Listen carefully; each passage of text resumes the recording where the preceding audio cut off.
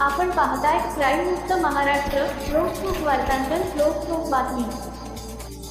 पुणे शहर पोलीस यांच्या flash out operation अंतर्गत अवैध दारू विक्री व वाहतूक रोखण्यासाठी सुरू असलेल्या मोहिमेला मोठे यश मिळाले असून लोणीकंद पोलीस स्टेशन पोलिसांनी 2 वेगवेगळ्या कारवायांमध्ये एकूण 3,38,000 रुपयांचा मुद्देमाल जप्त करत 3 आरोपींविरुद्ध गुन्हे दाखल केले आहेत. पोलीस आयुक्तांच्या आदेशानुसार लोणीकंद पोलीस ठाण्याचे वरिष्ठ पोलीस निरीक्षक यांनी तपास पथकाला अवैध दारू विक्रेत्यांवर कठोर कारवाई करण्याच्या सूचना दिल्या होत्या.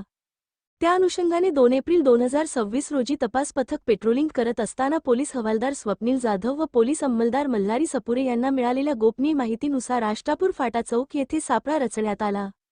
यावेळी लाल रंगाची अल्टो कार अडवून तपासणी केली असता वाहनात प्लास्टिकच्या 6 कॅनमध्ये एकूण 210 लिटर गावठी हातभट्टीची दारू आढळून आली. या दारूची किंमत सुमारे 21,000 रुपये असून संबंधित अल्टो कारची किंमत सुमारे 1,00,000 रुपये आहे. या प्रकरणी राजकुमार रमेश नट वय 20 वर्षे राहणार मांजरी खुर्द तालुका हवेली जिल्हा पुणे याला ताब्यात घेऊन त्याच्याविरुद्ध महाराष्ट्र दारूबंदी कायद्यान्वये गुन्हा दाखल करण्यात आला आहे. यानंतर 6 एप्रिल 2026 रोजी थेऊर फाटा चौक लोणीकंद येथे दुसरी कारवाई करण्यात आली. पोलिसांनी स्विफ्ट कार अडवून तपासणी केली असता वाहनात 420 लिटर गावठी हातभट्टीची दारू सापडली. या दारूची किंमत सुमारे 42,000 रुपये असून कारची किंमत अंदाजे 1,75,000 रुपये आहे. या प्रकरणात अशित नरसिंग गुड्डावत व 19 वर्षे राहणार नांदूर तालुका दौंड आणि शोहेब मुनीर सय्यद वय 20 वर्षे राहणार नांदूर ता दौंड यांना अटक करण्यात आली आहे.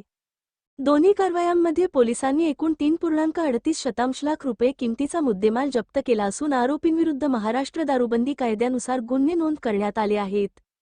सदरची कामगिरी पोलीस उपायुक्त परिमंडळ 1 सोमय मुंडे यांच्या मार्गदर्शनाखाली लोणीकंद पोलीस स्टेशनचे वरिष्ठ पोलीस निरीक्षक सुनीता रोगडे, पोलीस निरीक्षक गुन्हे स्वाती खेडकर तसेच तपास पथकाचे पोलीस उपनिरीक्षक अर्जुन बेंदगुडे, पोलीस अंमलदार स्वप्नील जाधव, कैलास साळुंके, सागर जगताप, संतोष अंदुरे, मल्हारी सपुरे, शुभम चिंके, सुधीर शिवले, किरण पलांडे यांनी केली आहे.